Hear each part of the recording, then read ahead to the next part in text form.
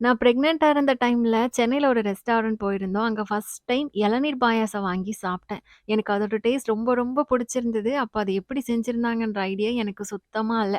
அதுக்கப்புறம் ரெசிபீஸ் எல்லாம் பார்த்தேன். ஒரு 2, 3 மெத்தட்ல செய்யலாம். நெறைய டைம் வீட்ல செஞ்சு பார்த்துருக்கேன். ஒரு மெத்தட்ல செய்றப்போ டேஸ்ட் ரொம்ப பெர்ஃபெக்ட்டா வந்திருந்தது. இன்னைக்கு கடைக்கு போயிட்டு ஃப்ளஷ் அதிகமா இருக்கிற மாரி 2 இளநீ குடுங்கன்னு சொல்லி கேட்டிருந்தோம். ஆனா தண்ணி தான் நெறையா இருந்தது.